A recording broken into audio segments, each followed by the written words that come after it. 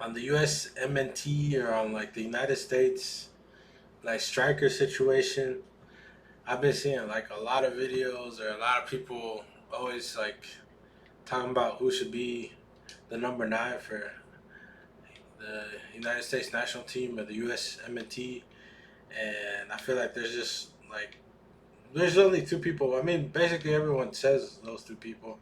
They say Balogun and they say Pepi. But in my opinion, I feel like the best person right now, or the best striker that we have at the moment, is Pepi. Probably not that many people agree, or they don't think he's as good.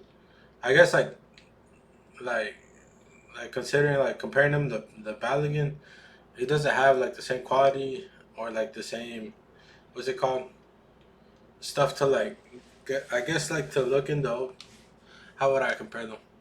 Like technically, Balogun is better than Pepi, but what else?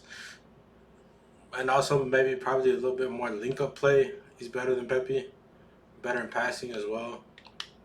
But what Pepi beats, like what Pepi lacks and all that other stuff, I feel like he's way better. Pepi's way better than Balogun at finishing.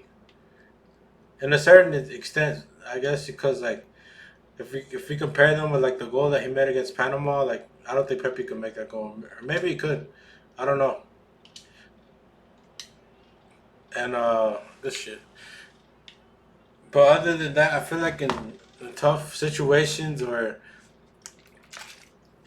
what's it called, like in certain games, like when Berhalter's job was on the line, when they had to go all the way to San Pedro Sula when they beat Honduras, like they needed goals, and the one that caused both of them was like Pepi. He like scored the first header, and then the second goal that USA got to beat Honduras in San Pedro Sula was like a shot that was deflected from Pepi. Like he was on the counter. He was on the right side. He got the ball through a pass from somebody. I don't remember who. And I think Brendan Aronson was the one that ended up scoring. But it was all because of Pepi, because Pepi shot and he shot it hard, and then the goalie like fumbled it, and then it was right there, and then I think Aronson hit it or tapped it in. But like he created both goal opportunities in my opinion, and I don't see that from Balogun.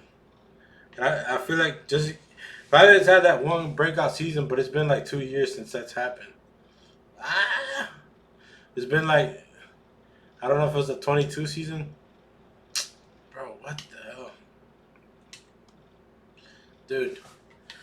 And everyone brings that up. They don't bring that up anymore. But when he first like got on the USA team, when I felt like Pepe was like being the number one dude or the number one man, they kept on bringing up that 23 goal season or 22 goal season, and what you did because you finally had a manager that believed in him.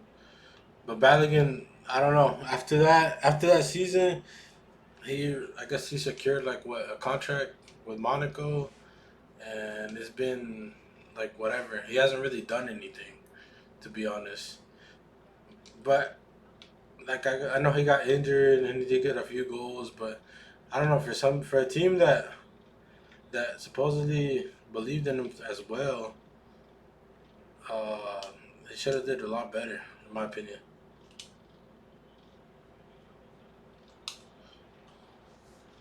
Oh, maybe I don't know. He's been slacking ever since, and then Pepe had a bad year, like not a bad year, but he had an okay year the first PSV season. But the second one, he's been going off because they started benching more De Young, and then he just started going off. Even in Champions League games, he started going off. And like I said, he's just raw talent. He's not really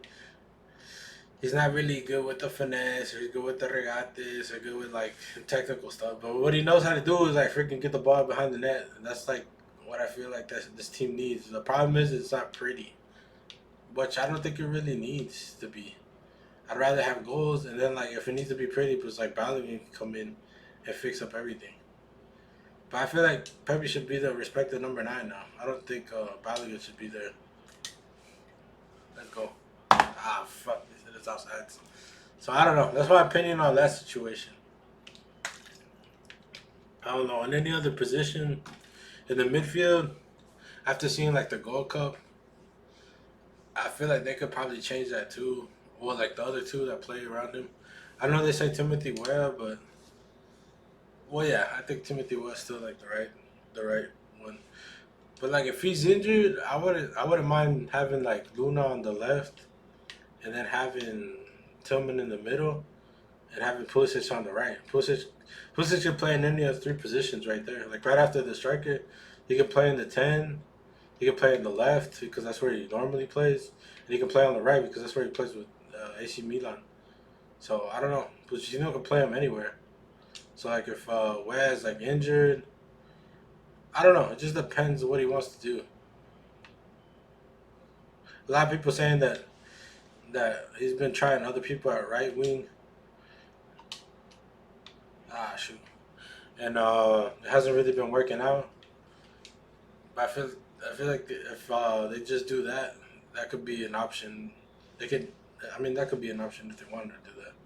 If you wanted to play, or I feel like también they could play one game that I saw. What's his name? What the hell? How you miss that? That they played like Pulisic on the. They played him in the 10, and he looked way better. I remember it was a friendly. Bro, what the freak? Is that offsides? That was barely offsides. Damn, but I feel like that's an option as well. That way you can play like let's say Luna on the left, Pulisic in the middle, and then Way on the right, which would be pretty cool. And Tillman can sub, and then Haji Wright could sub on the left or something. Or they could just take off Luna and then Pulisic goes to the left and they put someone in the middle. I don't know. There's many different variations now. I feel like which is better things to have. In the midfield three, like the midfield, I guess the 10 they're always gonna play with the 10. So it's either Tillman, it's still Reina, but right now I don't really feel like that dude's gonna be called up.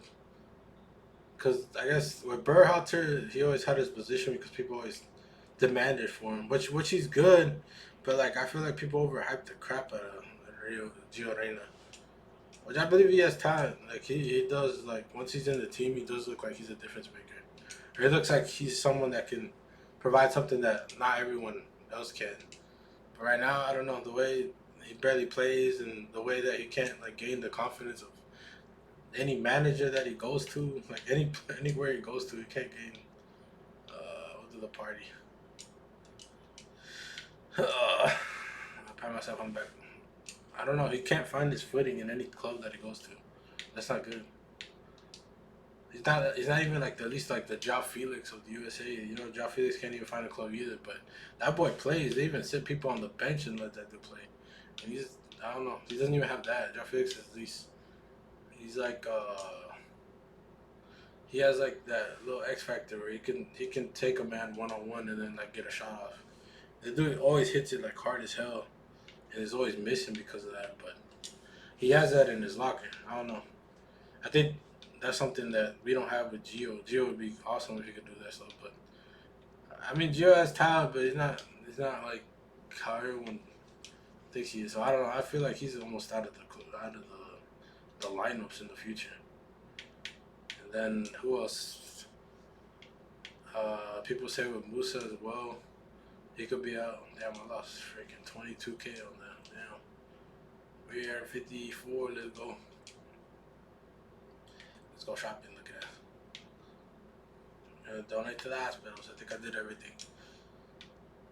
I think in the midfield, I don't know. I saw something where I think it was like Fox Sports, probably, where Carly Lloyd was saying that maybe they should take off.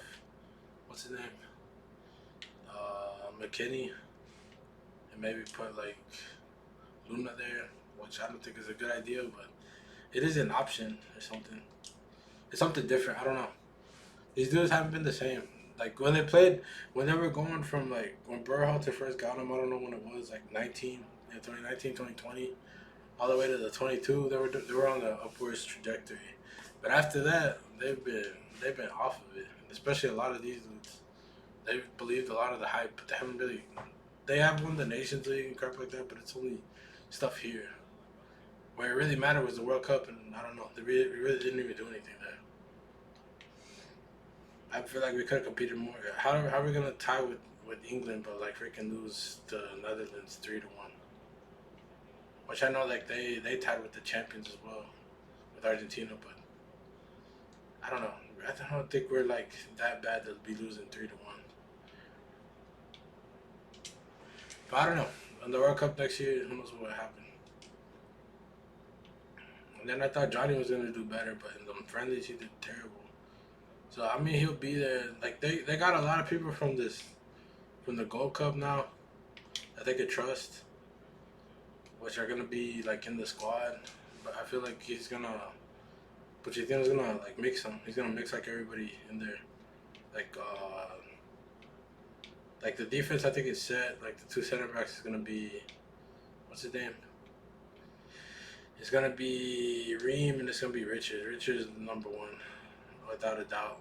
I don't see anybody better than that dude from the USA. And the left back is gonna be Robinson. No one's taking that spot. From these dudes that he caught up, I mean, it could be one of them. It could be either that was it Ashton or Austin. I don't remember his name. Or maybe Token. I don't really see them that good. I don't know who else we had that was on the team before.